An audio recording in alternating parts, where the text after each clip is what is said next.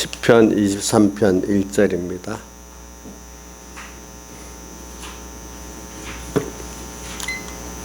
시편 23편 1절.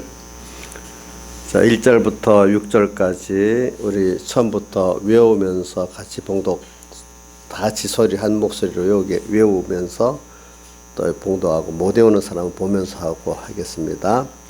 여호와는 나의 목자시니 내가 부족함이 없으리로다. 그가 나를 푸른 초장에 누이시고 실만한 물가로 인도하시는도다. 내 영혼을 소생시키시고 자기 이름을 위하여 의의 길로 인도하시는도다. 내가 사망의 음침한 골짜기로 다닐지라도 해를 두려워하지 않을 것은 주께서 나와 함께 하심이라. 주의 지팡이와 막대기가 나를 안위하시나이다. 주께서 내 운수의 목전에서 내게 상을 베푸시고 기름으로 내 머리에 바르셨으니 내 잔이 넘치나이다. 나의 평생의 선하심과 인자하심이 정녕 나를 따르리니 내가 여호와의 집에 영원히 가리로다. 아멘. 자, 우리 1절만이라도 확실히 외워봐야 돼요. 이거는 다 못 외우는 사람이 여기 없겠지. 여호와는 나의 목자시니 내가 부족함이 없으리로다. 자, 이정숙 씨 외워보세요. 1절.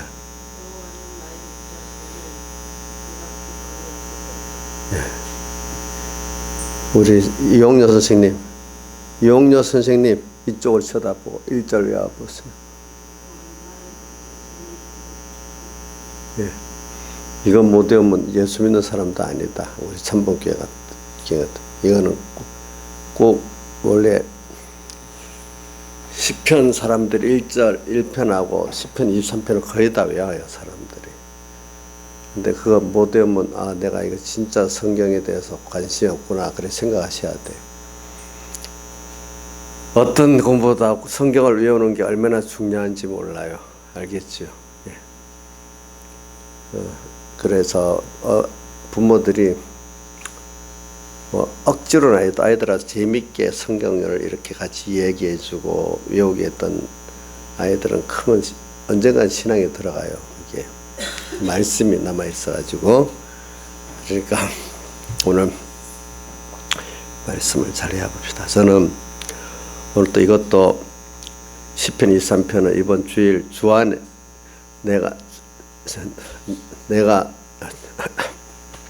너희가 내 안에, 내 말이 너희 안에 가면 무엇이든 원하는 대로 구하라. 그래야만 다 이루리라. 이건 요한복음 15장 7절이고 또 4, 5절에 보면 내가 너희 안에, 너희가 내 안에 이렇게 표현했거든요. 그러니까 상호 내주를 말하기도 했어요. 그래서 우리가 본 공과 제목이 내 안에 가라. 주님 당신 안에 우리를 보고 거하라 그랬잖아요. 근데 여기 열매를 주님 원하시는 열매를 맺으라는 명령은 없고 다 대부분 주님 안에만 거하라는 명령 요청을 하셨어요. 그래 이제 그 면에 대해서 한번 시편 23편을 각도를 가지고 한번 우리 주 안에 거하면 어떻게 다윗이 거했나, 그러면서 어떤 열매를 맺었나 한번 우리가 살펴보도록 하잔 말입니다.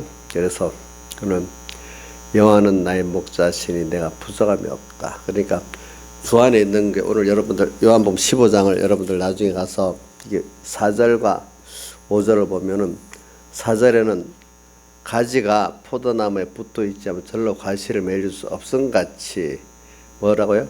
가지가 포도나무에 붙어 있으면 절로 과실을 맺을 수 없음 같이 너희도 내 안에 있지 아니하면은 그러하리라. 그러니까 이거 거꾸로 말하면 붙어 있어야 저절로 과실을 맺는다 이 말이잖아요. 그다음 5절에는 나는 포도나무여 너희는 가지니 이라면서 저가 내 안에, 내가 저 안에 상호 내주지요. 상호 있으면 이 사람은 과실을 많이 맺나니 나를 떠나서는 아무것도 너희가 할 수 없다. 이렇게 하고 7절에 가서는 이제 너희가 내 안에 하면서 주님이 우리 안에 이래 아니고 내 말이 너희 안에 이랬어요. 그죠? 너희가 내 안에, 내 말이 너희 안에 가면 무엇인지 원하는 대로 구하라. 그리하면 이루리라. 이렇게 말씀을 하셨어요. 그래요. 오늘 이렇게 주 안에 거하는 생활이 오늘 다윗에게는 지금 목자 되신 분을 영접해가지고 이분을 따라가는 거예요. 그분이 그래서 오늘 이게 우리가 보면은 영접한다는 거는 영접해야 내가 그분을 따라갈 수 있잖아요. 그렇죠? 그분이 내 안에 거해야. 그래 우리는 뭐 지금 기본권, 거세권을 나누고 영권, 육권을 나눠서 구별할 줄 아니까 어떨 때는 그 성경의 어려운 말씀들이 100%나 이렇게 대충 우리가 구별하고 살잖아요. 보니까. 자, 영권, 육권은 구별하고 알죠? 그렇지. 영권은 우리가 받았지요? 왜 대답이 없어? 조양 집사님, 영권은 받았어요? 그러면 육권 다 받았어요? 받고 있지요? 육권은 지금 받고 있죠. 자, 육권은 내 육을 뭐냐면 하나님의 성령이 내 영과 함께 이렇게 마음문 열고 들어가서 주장할 때 그게 육권이 되는 거잖아요. 그렇죠? 그러니까 그게 내가 주님 안에 거하는 거고 주님이 내 안에 거하는 거라 이렇게 볼 수가 있어. 상호 내주. 이렇게 될 때 주님의 인도를 어떻게 받겠어? 주님과 말씀이 내 마음 안에 와야 마음과 몸이 인도를 받지요. 그렇죠? 그분이 나를 주장하잖아요. 내 안에서 와 계셔야지. 근데 오늘 시편을 이런 거는 다윗이 사람이라는 건 자기가 이렇게 자라온 경험이 굉장히 중요해요. 왜냐하니까 자라오면서 자기가 자연 계시를 잘 사용해야 되잖아요. 다윗은 목동 생활을 했기 때문에 목자와 양의 관계를 참 잘 알잖아요.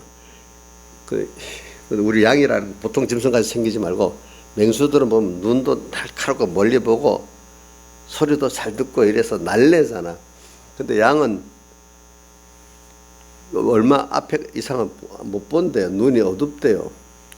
그리고 이게 행동도 뭐 아주 날카롭지는 않잖아요. 도망갈 정도나 되지. 예. 참 그러니까 이 양이 목자 안에 있으면 맹수 같은 게 무서운 게 없어. 목자가 인도해 주시니까. 근데 목자를 떠나면 아무것도 아닌 그런 자가 되는 거죠. 목자를 따라가기만 하면 돼. 목자가 책임지니까. 그걸 어려서부터 보기 때문에 그래 하나님께서 다윗을 키우려고 목동을 시켜가지고 이제 하나님이 나의 목자라는 것을 사형께서 크게 느끼니까 너무 감사한 거죠. 그래 오늘 우리도 이제 여호와는 나의 목자시니 내가 부족함이 없다. 이 성구를 다윗이 왜 이 또 시편을 쓸 때가 뭐냐면 자기가 범죄해가지고 그 범죄도 여러 가지 범죄가 있지만 그 중에는 여기는 우리아 아내를 취하고 우리아를 죽인 그 죄값으로 주님이 이제 아들들끼리 먼저 서로 죽이는 집안에 피가 흐르게 했고 그 다음에는 압살롬을 나중에 불러들였잖아요. 압살롬이 피를 흘리게 한 장본인이지만 불러들였지만 그 압살롬이 또 아버지를 배반해가고 죽이려고 하고 참 자기가 범죄한 값이라고 하면 틀리겠죠. 범죄에 대한 그 징계로 하나님이 깨닫게 하려고 그런 어려움을 줄 때예요. 그래서 우리가 저는 여러분들이 세상을 살다 보면요, 우리도 이렇게 작은 죄나 큰 죄나 지을 때가 있어요. 인간이 죄를 안 짓는 게 아니에요. 인간은 스스로는 놔두면은 하나님이 인도해주고 보호해 주셔야 내가 그 생명의 길로 가고 죄를 안 지을 수 있지. 사람이 거기에 죄 지을 수 있는 시간, 힘, 재물이 있으면 다 교만죄 짓고 또 여러 가지 죄를 짓게 돼 있는 거예요. 그래서 세상 말도 내가 보세요. 이것도 절대 권력은 절대 부패한다는 것은 절대 권력이라는 그 어느 누구도 그 권력을 꺾을 수 없도록 그 아니라고 말할 수 없을 정도 힘이 있는 그 권세를 말하잖아요. 자, 그러면 자, 모든 걸 다 돈도 취할 수 있고, 남자 같은 여자도 취할 수 있고, 또 뭐도 취할 수 있는 힘이 있어. 근데 그러면 하나님 간섭이 안 해. 그래 놔도 필연적으로 죄를 짓겠죠. 죄 짓지 않겠어요? 그러니까 절대 권력은 절대 부패한다는 것은 권세 진 사람만이 아니라 우리 일반인들도 자기가 어떤 면으로 막 너무 잘 나가. 그때 되면 스스로 교만해지고 거기서 또 범죄하는 사람이 되겠죠. 그게 대표적으로 다윗이 그랬잖아요. 그렇죠? 다윗이 그랬죠. 그래. 그러니까 여러분들도 이걸 보면서 모든 사람은 자기가 통제할 수 있는 신앙의 범위를 넘어서 또 자기 범위를 넘어서 어떤 걸 가지면 꼭 크게 범죄하게 된다는 걸 꼭 생각하셔야 돼요. 범죄하게 돼 있어요. 그러니까 나는 아니라는 생각을 하지 마시고, 또 요즘 정치인들 보면 나한테 투표만 해주면 뭐 얼마나 잘해주겠다고 그러잖아. 물론 지금은 야당이니까 권세가 없으니까 하래도 할 수가 없어서 못하지. 근데 이제 만약에 투표를 얻어서 당선인한테 권세를 잡아갖고 조금 힘이 생긴다? 그러면 어느새 또 그 짓을 또 한단 말이에요. 제가 어릴 때 보면은 어른들이 아이고 똑같지 뭐 권세 잡으면 또 금방 또 그래 될 건데 그런 말을 많이 들었어. 근데 요즘에 젊은 애들은 그런 걸 잘 몰라 놓으니까 누가 나는 깨끗한 문 대통령이 뭐라 했지? 기회는 공평하고 또 뭐라 했더라? 과정은 공정하고 결과는 정의롭게 한다 이래 말하니까 그 진짜인 줄 알고 그걸 자꾸 강조하니까 말에 쏘가 넘어가는 거지. 말 잘하니까. 그러니까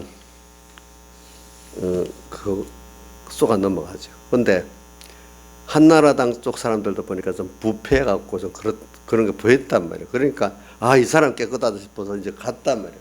이번에 이것도 보니까 양쪽에 다 믿을 수 없으니까 아무도 믿을 데가 없어. 무당파라는 게 된 거예요. 그럼 아무도 안 믿고 그럼 어떻게 되겠어? 그럼 뭐 정치 아예 관여 안 하면 더 기승을 부리고 살지. 어떻게 했어? 그러니까 국민들은요, 자기가 나라의 주인이라는 생각을 딱 갖고 있어야 돼요. 자, 우리나라 이것도 여러분 알려야 돼. 대한민국은 민주공화국이다. 모든 주권은 국민으로부터 나온다. 국민이 자기들한테 권한을 위임한 거예요. 위임한 거. 그 대통령의 게 아니고 장관의 게 아니라 이거예요. 그러니까 여러분들이 그 권리 행사를 항상 못하니까 투표할 때 내 권리 행사를 하는 거잖아요. 투표할 때 잘하면 되는 거예요.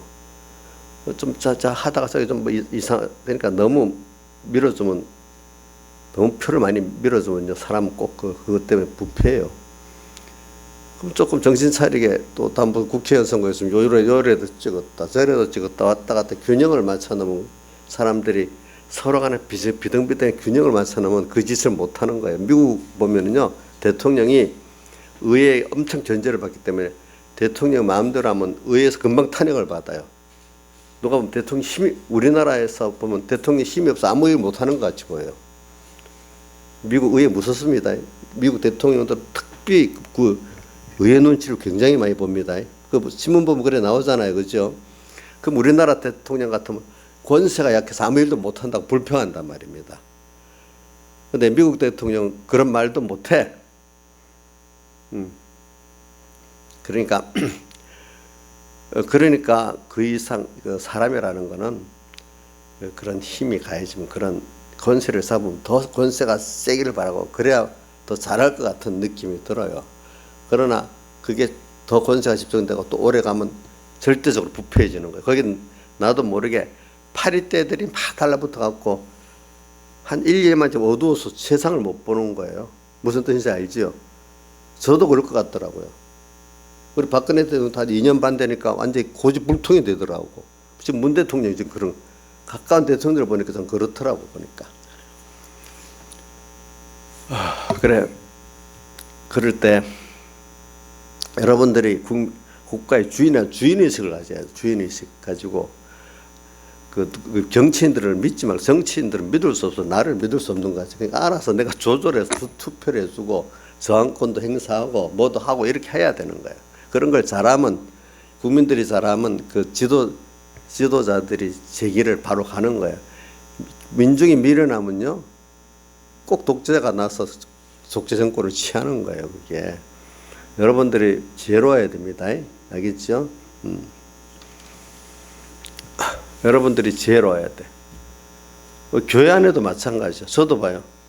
몇 번 하겠지만 저도 어떤 공회장님이 너무 독권을 휘둘러니까 제가 반대했잖아. 제자하고 몇 명이 저항을 했잖아요. 제가 저항을 하니까 그게 무너지고 공평하게 되잖아요. 그죠?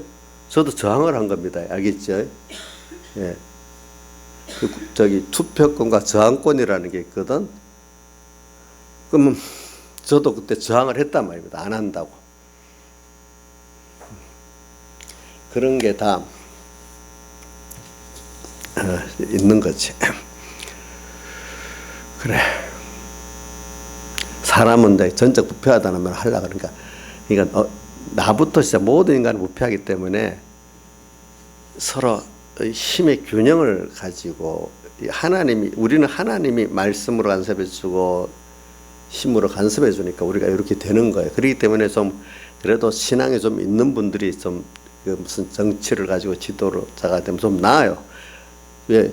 그런 분들은 잘못했다 빨리 해결하기 때문에 그래요. 해결하기 때문에. 미국에는 지도자들이 신앙이 있는 분들이 많으니까 그분들도 분명 잘못하지 않는 사람 대통령 아무도 없어요. 그렇다면 빨리 고치면 되는 거거든. 사람은 고칠 수 있으면 되는 거지. 중요한 게는 안 고치니까 문제인 거예요. 내 고집을 부리고 안 고치니까 문제인 거예요. 어떤 때는 늦었다 할 때 그때라도 내가 회개하면 되는 거예요. 우리도 아이고 이 회개해봐야 무슨 소용, 이래야 내 집도 망하고 모두 망하고 모두 망하겠다 이래. 그때라도 늦지 않이 회개하면 하나님 같이 해주시는 거예요. 우리 문 대통령도 혹시 지금 너무 늦었다, 끝까지 밀고 나가지 이런다면 더 문제가 되는 거예요. 그렇겠지. 예, 그러니까 여러분들이 사람을, 그러니까 우리 국민들이 밀어나면 안 돼. 또 나도 여러분들이 그것만 아니라 모든 사람을 믿으면 안 된다는 걸 생각하고, 아이들한테 돈을 만약에 어린 10살짜리한테 돈을 뭐 100만 원 이렇게 주면 되겠어요? 제대로 안 되겠죠. 그렇죠? 그만큼 줘야 되겠잖아요. 사람은 내가 국민으로서 그 권세를 그 정도만 주는 거야. 주는 거. 잘못하면 잘못했다고 저항을 해야 되는 거예요. 그러면 정신을 딱 차리고 바로 하거든요. 또 바로 나가는 거예요. 그럼 그거는 모든 사람이 다르서 깨달은 사람이 해야 돼. 깨달은 사람이. 그래서 저도 만약 공에서 이런 일이 있었다. 그럼 모든 교육자가 다 저항하는 게 아니에요. 깨달은 몇몇 사람들이 저항을 하는 거예요. 그럼 나머지 사람들이 뭐 구경하고 있다 옳은가 따라서도 하기도 하고 뭐 안 하는 사람도 있겠지. 나중에 과실은 자기가 따먹어도 괜찮아. 그 하나님이 하시는 거니까, 그지? 그러니까 이런 걸 가지고 저는 이걸 뭘 가르치는가 하면 사람을 믿지 말라는 거예요. 그러니까 민주주의의 그 상권 분립, 여야의 견제 구도를 두는 게 사람이 원래 그런 사람이니까 사람은 서로 힘으로 견제하는 것이 그래도 제일 나은 거예요. 알겠죠? 무슨 뜻인지 알죠? 그래서 뭐 공산주의 그 사람들이 정권 잡아가지고 평등하게 나눈다 하더니 평등하게 나눕니까? 그 권세 갖고 자기가 거부가 됩니까? 거부가 왕조보다 더한 사람 되잖아. 그 중국 공산당 지도부들 부자는 1조 대니까 미국 부자, 특별한 미국 몇 대 부자면 일반적인 중산층 부자 상대가 안 되는 거야. 우리나라 부자 그 1조 대가 많대 중국에는. 근데 우리나라는 얼마 없잖아요, 그렇죠? 그렇게 되는 거예요. 북한은 가난하니까 그런 데한테 왕조같이 되는 거고 사람은 다 그런 거라는 거예요, 알겠죠? 그러니까 제가 말하는 거는 이 세상 내가 역사를 말하는 건 사람을 믿지 말라는 거야. 아니 그래도 저분은 저 위대한 분인데 또 정치 지도자라든지 뭐 특별한 어떤 저분을 믿을 수 있잖니 또 이런단 말이에요. 사람들은 자꾸 우상을 찾는 거예요. 우리 예수 믿는 사람이 좋은 게 뭐냐면은 우상을 깨트려야 된다는 거. 하나님 외에는 우상으로 하나님 외에는 바라보고 의지하고 순종할 만한 사람도 없고 그런 물질도 없다는 거예요. 그죠? 그렇지? 그러니까 우리는 그런 우상에 안 빠지는 거예요. 근데 요즘 믿지 않는 젊은 애들은 아이돌 우상에도 빠지고 뭐도 무슨 우상에도 빠지고 그 우상이 없으면 마음에 만족이 안 된대요. 그런 우상으로도 한 10년, 5년 동안 우상 섬기다가 또 바꾸기도 이래 한다 하더라고. 그래라도 마음을 채워서 산대. 근데 우리는 예수의 구원으로 마음을 채우고 또 영원히 그분 같이 갈 수 있으니까 얼마나 좋아요. 그렇죠? 또 헛된 것도 아니고. 그러니까 여러분들이 사람을 나부터도 믿으면 안 되고 나는 그렇게 안 해. 그것도 아니야. 사람은 그 안에 원래 원죄와 본죄가 있기 때문에 다른 사람도 똑같아요. 특별한 사람 없어요. 특별한 사람 없대도요. 거기 가면 똑같이 그래 된대도요.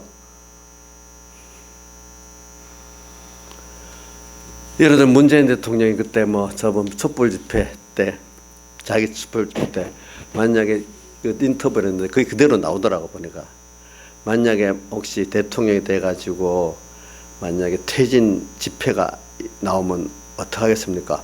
그러면 내가 감원광장에 나가서 밤새도록 토론하겠다 그랬대. 근데 어저께 문 쫙 잠그고 나오지도 않았거든요. 도리어 토론하겠다는데 집회 거기에 대한 반응은 없고 폭력 집회했다. 또 뭐라 하더라? 성추행했다. 엄중하게 잡아오너라. 이렇게 명령만 했단 말이야 보니까. 이거 완전히 다르잖아, 그죠? 그러니까 사람이 원래 그런 거예요. 사람들은 그런 거예요. 그 자리에 되면 또 달라지는 거예요.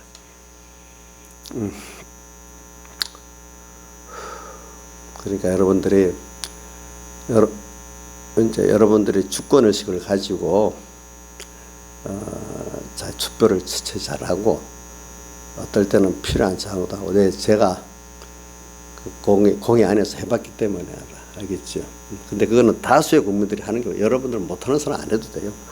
깨달아서 할 사람만 해도 돼. 그거는. 근데 마음은 그걸 알고 있어야 된다는 말이에요, 여러분들이.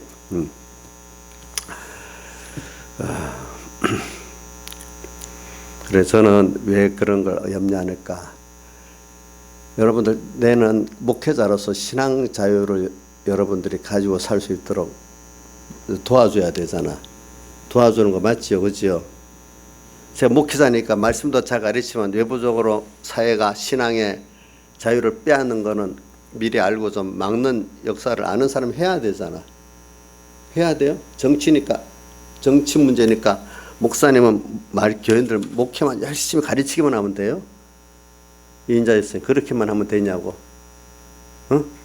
그런 걸 알고 개인적으로나 뭐로 어떻게 막기는 막아야 되잖아.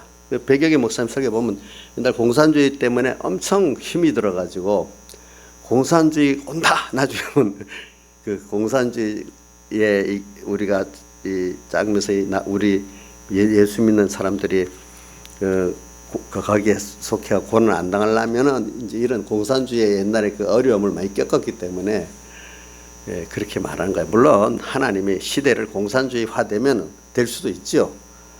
그 안에서 그 구원을 시키면 돼. 근데 소수의 사람은 구원 얻지만 나머지 사람은 다 거기 굴복한단 말이에요.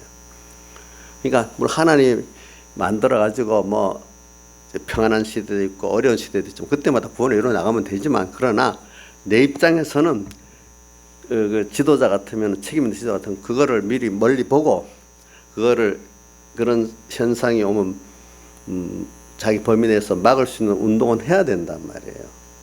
그래서 그러는 거예요. 예. 그러니까 우리가 교회하고 정치는 분리는 되는 거 맞아요. 교회 안에서 세상 정치를 하면 안 돼. 근데 정치라는 건 인간이 사는 데는 다 정치가 있어요. 저도 여러분들하고 정치적으로 뭘 하는 거잖아요. 교회 정치, 세상 정치를 교회로 끌어들어오면 안 된다는 뜻이야. 그러나 나 개인으로서는 세상의 일원이니까 내가 맞도록 그 주표권을 행사하고 저항권을 해야 되는 거예요. 알겠죠? 그래서 제가 왜 그러냐 하니까 이걸 교인들이 모르니까 이런 거는 한번 가르쳐야 돼. 너무 모르면 안 돼. 왜냐하면 자, 우리나라 일제시대 때 신사참배 강요당했잖아요. 왜 신사참배를 강요했죠? 국민 정신을 통일시킨다고. 응? 그래서 그러면 우리가 신사참배하면 우상성교는 제가 돼서 뭐 안 해야 되잖아요. 그렇죠? 또 독일도 히틀러 때 많은 그 개신교 지도자들이 고난을 당했어. 그때 그 게르만 민족이 뭐라 해가지고 그러니까 그거는 그런 것들을 전체주의 제국주의랍니다. 이제 그게 무슨 공산주의도 전체주의고 일본 제국주의도 독일의 나치즘도 전체주의라는 거는 무슨 뜻이냐면은 전체주의 이게 뭐 저기 뭐 거기 배워서 알겠지. 이정숙 씨 알아요? 몰라요.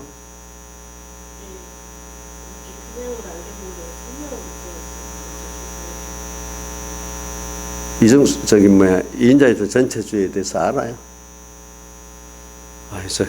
이게 할 수 없는. 근데 이게 신앙의 우리 자유를 지키기 위해서 지금 그러는 거야. 우리 저기 장엄희 지사님 전체주의라는 용어의 정의를 알아요? 예? 한 번 해보세요. 어떻게 하는지. 그래. 어떤 조직과 단체가 먼저고 개인의 인권이나 자유는 희생해야 되는 거야. 그게. 알겠죠? 근데 우리 민주주의 기본 원칙은 개인의 신앙 자유, 인권 자유가 먼저 존중되면서 그것들이 하나에 합해갖고 전체를 이루어가는 한 국가를 이룰 수 있고 뭘 이룰 수 있는 거거든요. 그런 것들이. 그러니까 지금 이런 선거제도를 통하면서 전체주의가 될 수가 있어요. 옛날에 그 일본 제국주의는 그들도 투표를 통해서 뽑았어요. 그죠? 뽑았는데 그 뭐냐면은 선동을 한 국민들의 어떤 민족주의 경향으로 천황 중심적으로 막 끌고 가면서 전체를 희생해야 된다고 분위기를 만들어내는 거야. 그러면 천황을 위해서 죽어야 된다. 그래서 천황으로 한 몸 사상을 통일해야 하기 때문에 거기다 절해라 신사를 만들어 가지고 또 독일 같은 데도 그게 독일 역사를 배워보면요. 그 바이마르 공화국 헌법이라고 그 헌법이 세계에서 아주 잘 만들어진 굉장히 좋은 헌법이에요. 근데 바이마르 공화국 헌법에 의해 가지고 당선된 게 무소리니 누구지? 히틀러. 근데 히틀러가 들어와서 거기 조직 선동부 그 보니까 딱 히틀러나 공산당에는 조직부 선동부가 선전성동부 꼭 있더라고. 선전성동부. 그래갖고 국민들은 어리석다는 전제를 하에 막 선전을 해가지고 동원을 이렇게 이래 하는 거예요. 그럼 그러다 보면 그래서 뭐냐면 안 따라오는 어떤 특정 사람들을 공격을 하는 거예요. 알겠죠? 처음에는 말로만 공격하지 나중에는 물리적으로도 공격을 하게 되지. 그때 정권을 진 사람은 가만히 놔두는 거야. 공권력을 안 쓰는 거야. 이제 그러면서. 그런 식의 그런 것들이 민주주의의 자유선거체제 같이 하면서도 나중에 그게 전체주의가 될 수가 있어요. 그러면 어떻게 되는 거 아니까 신앙 자유를 뺏기는 거예요. 공산주의는 완전히 다 드러난 전체주의잖아요. 그렇죠? 그 사람들은 자체도 종교 자유 인권이 없잖아요. 그래서 공산주의만 그런 줄 착각하고 있는 거야. 일본의 우리 그 일정 때도 전체주의 성격이기 때문에 신사참배가 강요가 됐고 독일도 민주주의 바이마르 공화국의 제일 좋은 헌법 체제인데도 그렇게 돼버려서 국민들이 따라가다 보니까 그래 되면 어떻게 종교 자유를 잃어버리는 거예요. 그런데 그러면 저는 뭐 목회자니까 그거 알고도 우리 교회만 나만 잘 믿으면 되겠다고 가만히 있으면 되겠냐고. 안 되잖아. 그죠? 그거는 알려는 줘야 되지. 내가 알려는 줘야 되지. 기도도 해야 되고. 그지? 공예가 있을 때도 아이고 내 교회 혼자 잘 나가면 되지 뭐 그분들 위해서 뭐 아무 짓 해든지 우리 교회만 잘하면 되지. 그런다고 그게 하나님 날 기뻐하겠어요? 어차피 그게 그 칼이 내한테도 올 건데 나중에 보면은 그러니까 자기 범위 내에서 그걸 할 건 해야 되는 거예요. 그러니까 교회도 하나의 조직이기 때문에 그런 전체주의가 흐르는 거예요. 지금도 보면 전체주의적 우리 공회 안에도 무슨 일이 일어납니다. 그러면 이제 깬 사람들이 있으니까 그거 너무 전체주의적 독재입니다. 딱 반대를 합니다. 어떻게 전체에 대해서 꼭 따라가야 되는 건 아니잖아요. 그거는 진리가 아니니까. 근데 보통 보면 권세를 진 사람이 100% 자기를 따라오라고 합니다. 안 오면 공예 이탈 행위라고 하고 이상하게 또 말합니다. 개인 신앙 자유를 안 주려고 합니다. 어떨 때는. 근데 요즘은 많이 깨우쳐가지고 그래서 우리 전원 일치라는 게 한 사람이라도 다 이렇게 깨우쳐서 가자는 거고 안 따라오는 사람은 그 자유를 허락하도록 놔두는 거예요. 그걸 강제를 안 하는 거예요. 알겠죠? 강제를 안 하는 거. 근데 우리도 보면은 그 내용을 잘 모르니까 근본적으로 하는데 집회를 따로 해도 뭐 자기가 그 고창대교 집회가 안 맞으면 이렇게 하는 우리는 하나님 뜻에 맞도록 이래 하겠습니다. 자기가 이게 하나님 뜻이라 이 사람 이게 하나님 뜻이라면은 그래 강제 안 하고 하나님께 맡기고 그럼 알아서 해라 이렇게 하는 게 우리 그 뜻이에요. 알겠죠? 그런데 전체주의 같으면 나 이 봐라 3분의 2가 가는데 너희들이 왜 안 오냐? 너희들 이단이다 뭐라고 막 공격하라. 이게 전체주의적인 그 형태란 말입니다. 알겠죠?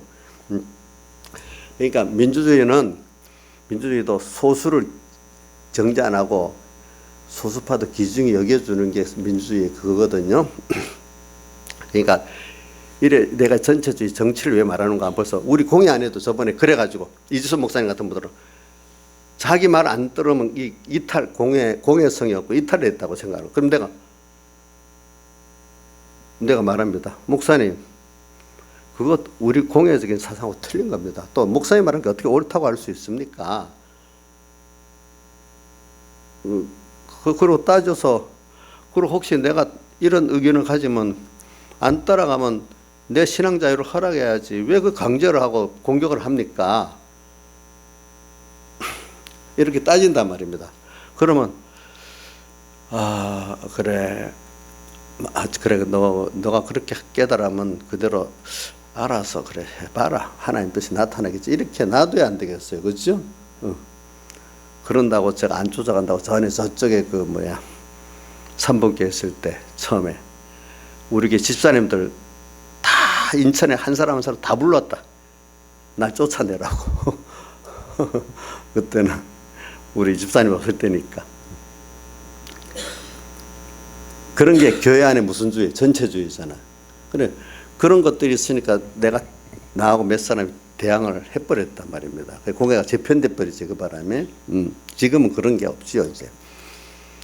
그런데도 또 그 후에 집회 문제가 있으니까 다수 사람에 관한 집회를 안 따라간다고 막 비난하고 또 그래. 그럼 그럴 때마다 또 나서서 또 얘기를 합니다. 그러면 쏙 들어갑니다. 또 사람들이 저항을 해야 돼요. 바른 말을. 그같이 이게 옳은 길을 가는 거예요. 이게 교회 안에도 신앙의 자유를 갖고 가는 게 중요합니다. 교회 안에도 이게 전체주의 경향이 설 수가 있어요. 그럼 진리를 못 쫓아가요. 사람의 다수를 쫓아가야 돼요. 알겠죠? 네.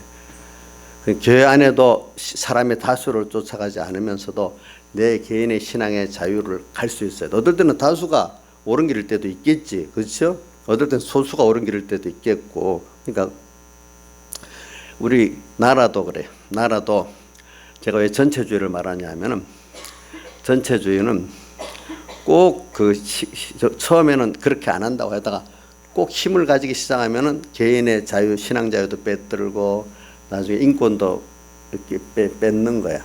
알겠죠? 그래서 나중에 그렇게 그런 거를 백여기 목사님 넓은 구멍이라 그럽니다. 저 사람 정권줘도 괜찮겠지 했는데 어느 시기에 보니까 저 사람 우리 교단에 공회장 세도 괜찮겠지 했는데 어느 시기에 술술술술 넓은 구멍으로 들어와가지고 벽권을 쓰고 또 만약에 정부 같으면 그런 권세를 가지고 하나하나 보이지 않게 이렇게 저렇게 해가지고 신앙 자유를 뺏고 막 그런단 말입니다. 교회. 그러니까 지금 보이지 않게 우리가 옛날부터 보면은 우리가 이런 게 있어요. 우리 어릴 때 보면 미션 스쿨이라면 정말 기독 그거 가면 여러분들 어릴 때 미션 스쿨은 그나마 이 신앙 교육을 좀 시킬 수가 있었어요. 요즘은 미션 스쿨들 신앙 교육을 못 시키잖아요. 못 시키지. 그게 벌써 그때부터 다 이렇게 뺏기는 거야. 그 여러 요인이 있죠. 그러면서 이제 요즘 교회를 건축하는 것도 엄청 까다롭게 합니다. 옛날에는 교회 건축은 그렇게 안 했는데 또 그러면 여러 가지로 제약을 많이 하고 나중에는 어떤 식까지 가는가 하면 개인적인 신앙의 자유까지도 억압할 수가 있어요. 어느 시기 가면은 이제 그런 게 처음에는 안 그러지만 차차차차 그렇게 갑니다. 그거는 역사의 순서가 벌써 근대에도 왜냐하면 기독교인들이 만약에 옛날 같은 유관순 같이 미국 항일 운동을 하는 그 독립운동하는 사람들이 교회에 많았잖아요. 그러니까 유관순이 다니던 교회인가 그 제암리인가 그 교회 둘러싸여 갖고 총으로 쏴서 불러질러 죽였잖아요. 그걸 그때 어느 선교사가 이렇게 사진 찍어서 세상에 보냈잖아, 그렇지? 그런 식으로 이 전체주의의 세상에는 교회가 제일 그 반대 세력이기 때문에 크게 당합니다. 그래서 교인들은 교회가 그분들이 안 그래도 그러더라고. 더민주에서 개신교 기독교 세력은 대단한 데잖아요. 이런단 말이에요. 그런 게. 그러니까 그런 데는 개신교 세력이 세니까 언제든지 그런 걸 대적으로 삼는 거야 보니까. 자기들이 잘하면 적극적으로 도와주는데 전체주의로 나가려 하니까 그래 되잖아, 그죠? 그러니까 그런 면을 알고 여러분들이 그런 길로 가려면 그거를 우리가 막아야 되는 거예요. 그러니까 그게 어떤 걸로 오는가 하면은 자꾸 어떤 국가 권력을 복지를 하고 가난한 사람은 사는데 국가 권력을 자꾸 키우는 거예요. 키워가지고 권력이 행정부로 집중되게 만들어 갖고 나중에 그런 게 가는 거예요. 왜? 개인들이 어떻게 해야 될 일들을 전부 나라에서 해갖고 한다 해가지고 권력이 너무 비대해지도록 만드는 거예요. 그거 자꾸.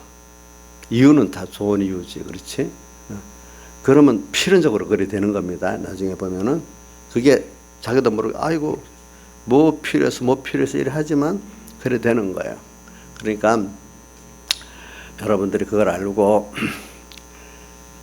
넓게 그 전체주의적인 사고를 가지고 개인의 하나의 인권과 신앙 양심의 자유를 귀중히 여기면서 한 사람 한 교인을 귀중히 여기면서 이렇게 정치를 해 나가는 것은 우리가 협조해 주는 거지만 자꾸 전체를 위해서 개인의 인권을 존중하고 그거를 파헤치는 손해보다 마땅하다는 그 자체가 벌써 잘못된 거예요. 그러면 그래 되면 역사가 어떻게 되는가 하면 꼭 그런 전체주의는 꼭 경제도 나중에 망합니다.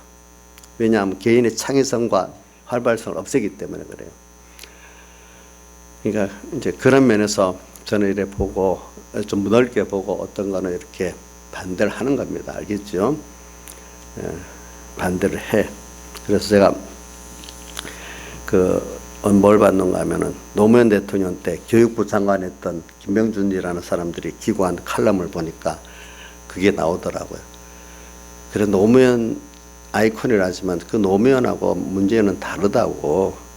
노무현은 그래도 개인 자유를 허락하고 이랬는데 여기 보면은 거대 정부를 자꾸 만들어 가려고 하고 나중에 당 안에서도 다른 말을 못 하도록 전체주의 사상으로 자꾸 나간다는 거라 자기가 보니까 당 안에서도 이번에 이런 말이 있잖아요. 지금같이 뭐 다른 말 없이 합쳐 나가는 때가 없다고 좋았다 그러는데 말을 못 하는 거야. 말을 못 하는 거야. 틀리다고 말을 못 하는 거야. 그게 전체주의의 대표적인 그 성격이잖아. 그죠? 모든 사람 거기 통일돼야 돼. 통일.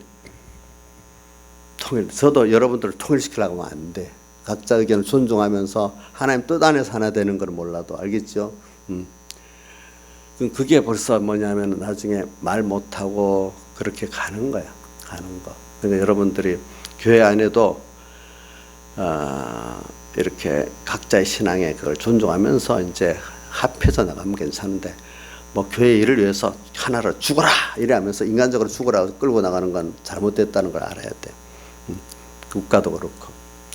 그래서 그런 것들이 국가가 나중에 되면 전체주의가 돼가지고 신앙 몇 년 벌써 얼마 안 가면 벌써 느낌이 딱 오기 시작합니다. 그런 거. 그 득실은 모릅니다. 여러분들이. 그래 목사님들이 잘 알아야 될 게 왜냐하니까 해방되고 위에는 소련군 진주하고 밑에는 미군이 진주했을 때 지묵도 목사라는 사람 유명하잖아요. 북한에 깡패가 회귀하고 목사 됐다는 사람이 있잖아, 그죠? 알아요? 알아? 우리나라 그 목사님 멸전에 나와. 그 목사님은 이런 데 무지한 오니까 김일성이 또 들어와서 김일성 외삼촌이 목사잖아. 그러니까 같이 이분이 유력한 분이라면서 교회를 데리고 다니면서 김일성 선전해 준 거야. 근데 한경직 목사님은 이 목사님 보니까 이게 아닌 거야. 아무래도. 그러니까 아니 이거 도저히 여기서는 안 있으니까 남한으로 내려오는데 내려올 때 오제도라는 사람을 같이 데리고 내려왔어. 그래서 이승만 대통령한테 이렇다 얘기하고 오제도라는 사람 통해서 남로당 그 당수 박은영이라는 사람을 그 사람 검사 출신이니까 수사를 해가지고 꼼짝 못하게 만들어가지고 여기 못 살게 했으니까 어떻게 북한으로 월북해 버렸잖아요. 박은영이가. 남로당 당원 50만 명이 그렇게 힘이 없어진 거야. 그러니까 우리나라에 와서 하지 중장이 딱 이 정부 수립 전에 여론조사를 보니까 어떤 정부를 원하냐니까 다 사회주의 공산주의 정부를 원한다고 80%가 그러더래. 그때 지식인들은 다 사회주의 사상이니까. 그러니까 하지 종장이 포기를 했대. 한국에 대해서. 그래도 이승만이라기래 설득을 했다 하더라고. 아니라고. 우린 기독교 이거 일을 한다고. 그래서 미군 이제 계속 됐는데 그래가지고 이제 같은 목사님들하고도 김육도 목사님 모르니까 기독교 박해하는 일에 앞장서게 된 거고 직접은 앞장서게 잘하려고 한 거지. 잘하려고 한 건데 결과적으로 어떻게 김일성한테 이용당한 거고 그렇죠? 공산주의 전체주의적 사상 그걸 모르니까 그래 된 거야. 한경재 목사님은 알아갖고 내려와서 도리어 이렇게 우리나라가 신앙 자유를 얻고 가는데 도움이 되는 일을 했잖아요. 그죠? 그러니까 목회자들이 사회의 어떤 사상에 대해서 체제에 대해서 잘 알아야 돼요. 알겠죠? 모르면 잘못하면 앞잡이가 되는 거예요. 지금 우리나라 안에도 목회자나 신부들 보면 좌파 공산주의 앞잡이들이 있어요. 자기도 모르게. 자기들 잘한다고 그러는 거예요. 그래서 지금 천주교 안에도 정의사형구제단이라는 종북 좌파 신부들이 있잖아요. 그 주도권을 잡고 있기 때문에 천주교 교인들이 한 80%가 아예 1년에 한 번도 안 간답니다. 천주교 저걸 왜 안 가냐 하니까 그 신부들이 자꾸 이 사상교육을 시킨다는 거라. 그러니까 우리가 왜 가냐 이거예요. 그래서 안 간대. 그런다고 천주교 신자들 연합회를 만들어 갖고 그분들 퇴출운동을 하고 있더라고요. 보니까 천주교 신자들이 이제는 그분들은 여기서 퇴출돼야 된다고. 그분들 앞에 앉아서 왜 우리가 하나님 예배드리라 하지 정치 그것도 주사파 그 교육을 받겠냐 이거야 보니까. 교회 안에도 지금 그런 게 있어요. 알겠죠? 소수적으로. 제가 이거 말하는 거는 오늘 여러분들의 내가 이제 열을 인도하는 입장에서 여러분들이 아이고 목사님 우리는 교회는 정치를 안 하는 거잖아. 이렇게 어떻게 잘 모를까 싶어서 그런 거야. 세상 정치를 와서 안 하는 거지 교회 정치는 해야 되는 겁니다. 근데 세상을 알아갖고 그런 세상이 안 되도록 우리가 알려가지고 또 그걸 우리 막는 일은 해야 되잖아요. 그렇죠? 모르면 안 돼요. 그런 세상의 사상에 대해서. 그래서 저는 제가 인간이 그 부패하다는 걸 말하기 위해서 부패한데 다 보면 인간은 그런 거기 때문에 인간의 사상을 믿으면 안 된다는 거예요. 알겠지요? 모든 사상. 그래도 세상에 그 백목사님도 그래 그 하나님 독재 하나님 뜻 다음에는 그래도 민주주의가 낫지. 그 다음에는 우리도 세상의 제도 가운데는 민주주의의 그 견제와 균형이 제일 나은 거예요. 그래도 그 중에서는 그게 진리라고는 할 수는 없지만은 안 그러면 어떤 사람에 의해서 우리들이 다 휘둘리고 살아요. 휘둘리고 살아요. 그래서 제가 여기 말하는 겁니다. 그러니까 여호와는 나의 목자시니 내가 그 이런 나인 줄 알고 우리는 어느 누구도 따르지 말고 누구만 따라야 돼.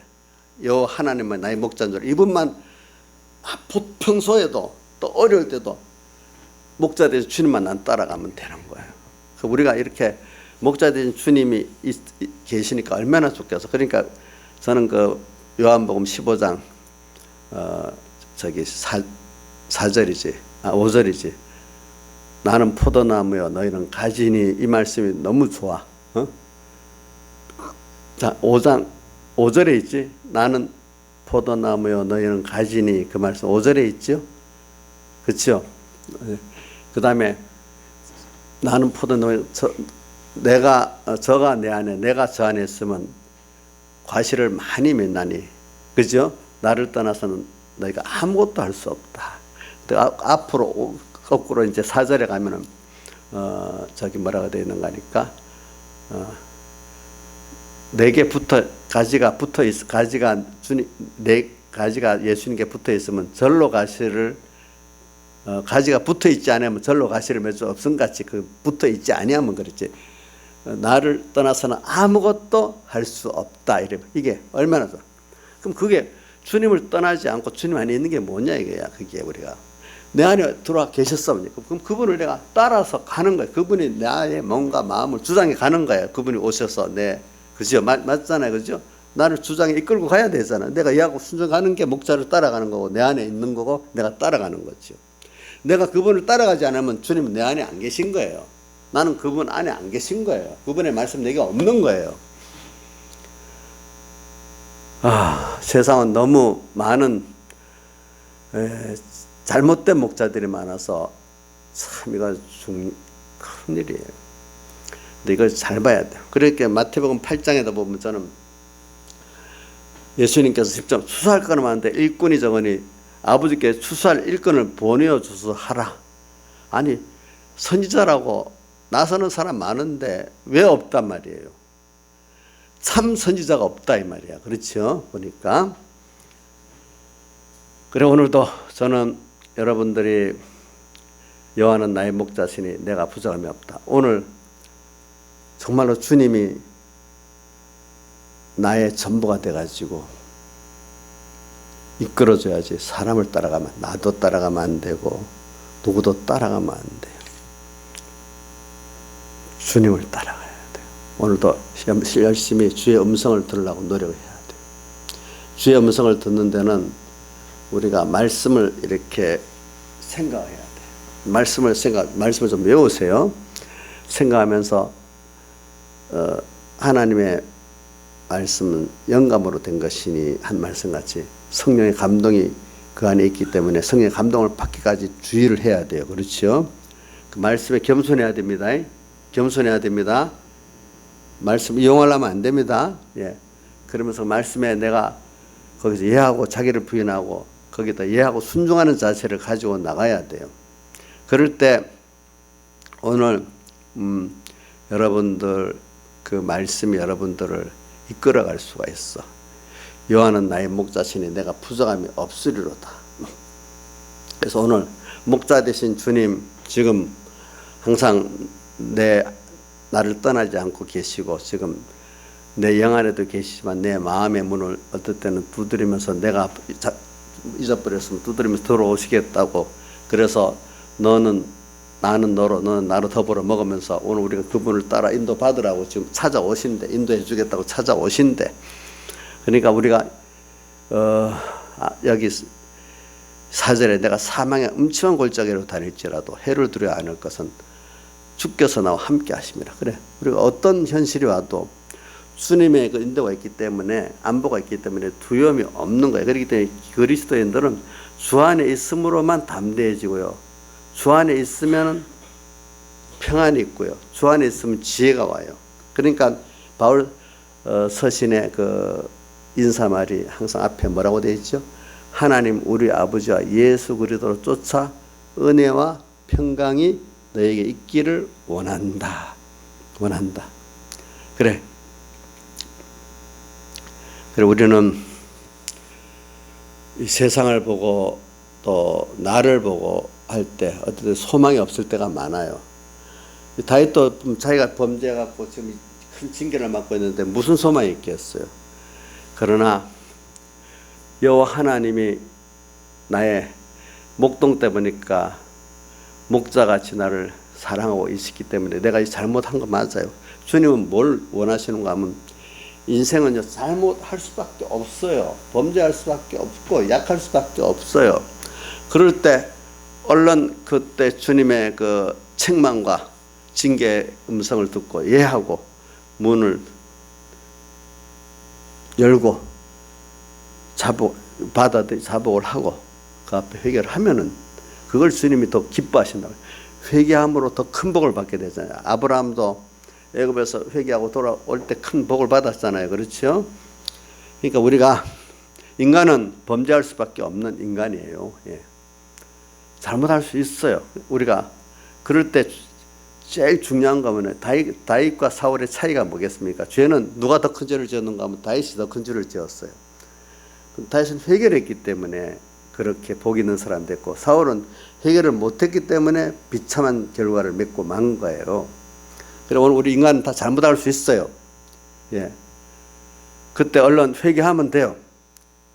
다윗이 위대한 거는 뭐냐면 이런 자리에서 내가 범죄하고 큰 징계를 맡은 자리에서 이렇게 너 지금 막 아들한테 쫓겨가면서 신발도 못 신고 도망오는 이 자리인데 얼마나 힘들고 처참하겠어. 그런데도 하나님 은혜를 주셔가지고 이 목자 되신 주님 내가 따라가면 된다.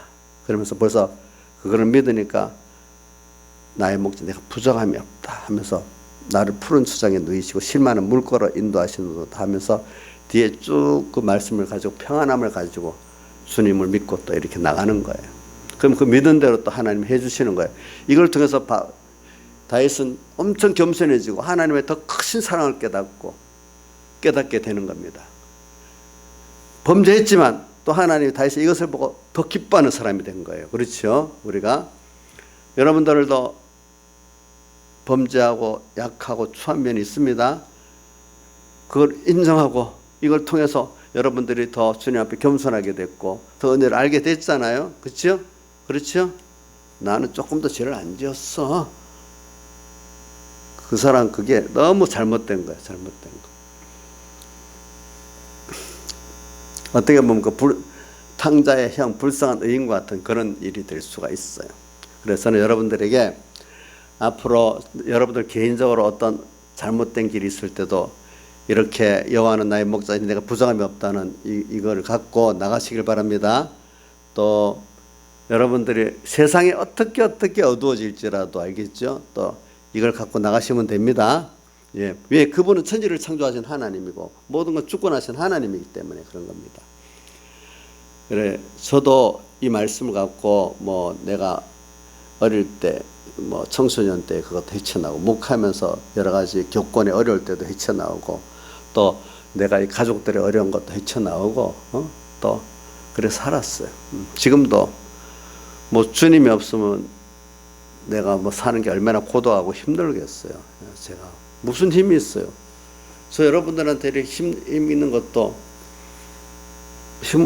주님이 나의 아버지가 되시고 배경이 되시기 때문에 오늘 이 주님이 다 함께 했던 이 주님이 이렇게 좋다는 걸 여러분들에게 확실히 증거라는 거예요. 알겠죠? 그렇죠? 내가 가르치는 거 아닙니다. 증거하는 겁니다. 증거. 여호와는 나의 목자시니 내가 부정함이 없으리로다. 이게 바로 나는 포도나무요 너희는 가지니, 이 관계인 거예요. 그렇죠? 맞죠? 예. 그 관계가 지금 이렇게 나와 있잖아요. 여호와 목자로서 내가 따라가는 관계로 나와 있잖아요. 그렇죠? 보니까 저가 내가 너 안에 있으면 과실을 많이 맺나니. 그러면 과실은 저절로 맺어져. 신앙의 하나님의 형상의 열매, 기뻐하시는 변화의 열매, 그 열매는 저절로 맺어져. 이 안에만 있으면. 나를 떠나서는 너희가 아무것도 할 수 없다. 우리가 주 떠나서 아무것도 못하지. 주 안에 하는 것 같아도 안 되지. 주 안에 있는 거지. 주 안에 있는 거지.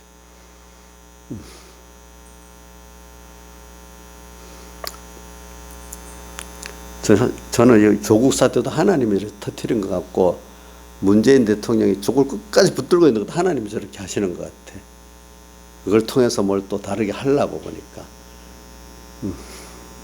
그게 숨어 있으면 얼마든지 숨어 있을 건데 다 낱낱이 드러나게 하잖아요. 보니까 낱낱이 드러나게 하잖아.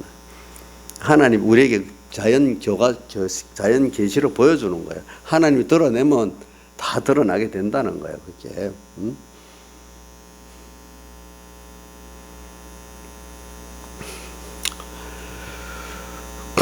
자, 그다음 3절에 내 영혼을 소생시키시고 자기 이름을 위하여 의의 길로 인도하시는도다. 주님의 이름을 위해서 우리를 의의 길로 인도해 주신대.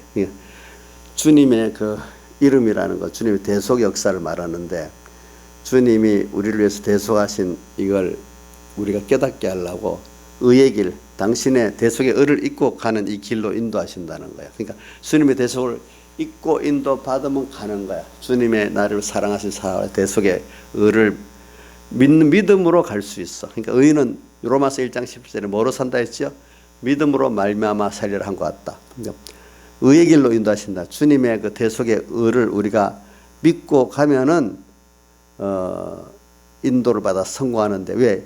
당신의 대속의 이름을 나타내기 위해서 우리가 딱 깨닫게 하려고. 알겠죠? 깨닫게 하려고.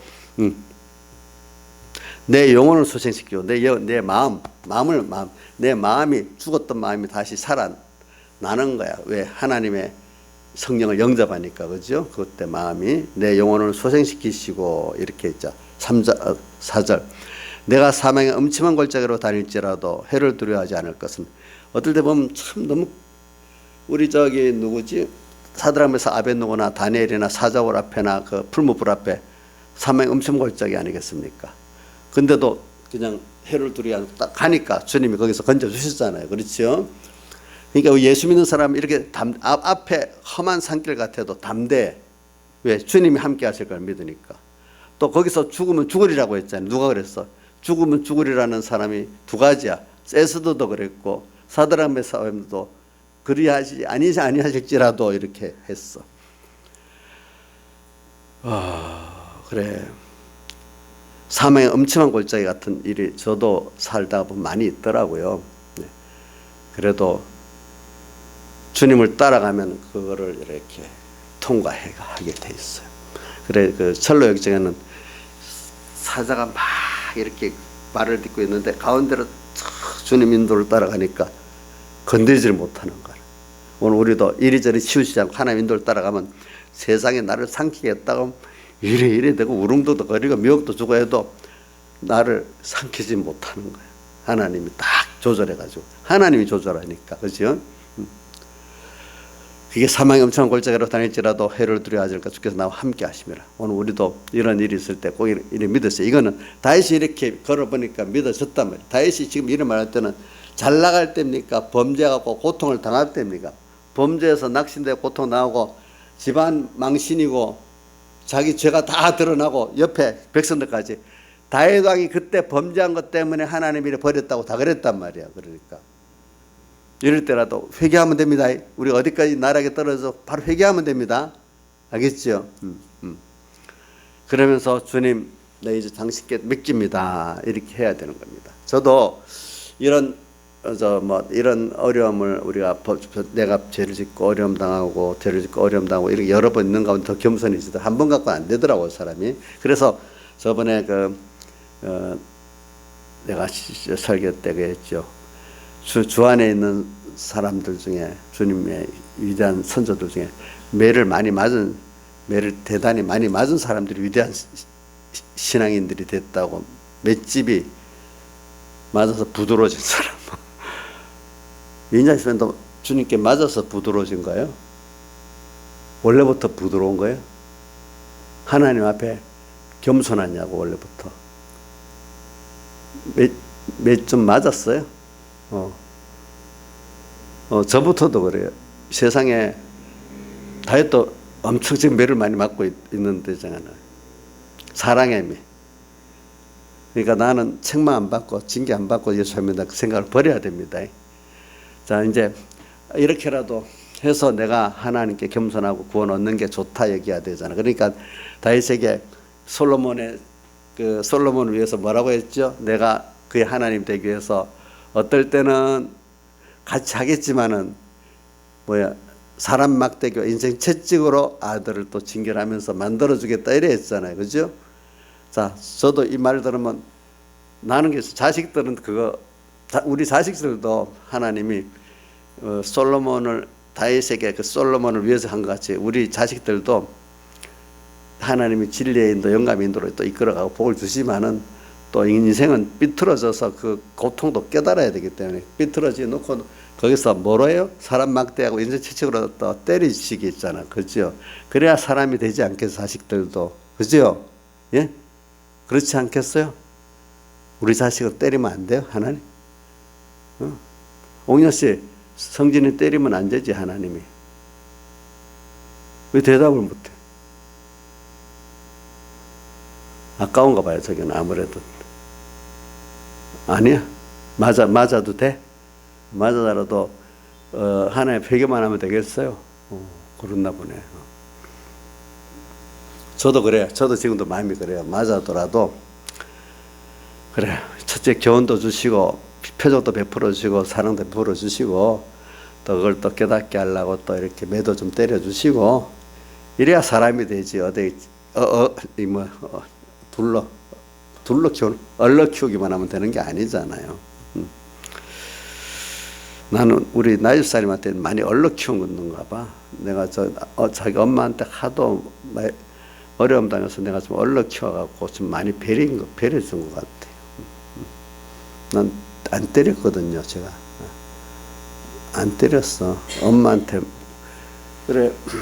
그래가지고, 여기, 주의 지팡이와 막대기가 나를 아니야. 주의 지팡이, 막대기. 이게 목자의 지팡이 있잖아. 이게 지팡이와 막대기. 지팡이는 우리 인도도 하고 지팡이 가르치고 또 어떤 의지도 되고 이렇게 되는 겁니다. 막대기는 나를 징계할 때리기도 하고 짐승을 막아주기도 하는 겁니다. 막대기의 뜻은 짐승을 때리고 쫓아내주고 또 나를 징계도 하고 그렇죠. 그 다음에 지팡이는 뭐라고요? 의지도 되고 가는 길을 또 인도도 해주고 이러는 함께 주의 지팡이와 막대기가 나를 안위하시나이다. 여기까지만 합시다. 다 같이 주님께 기도드리겠습니다.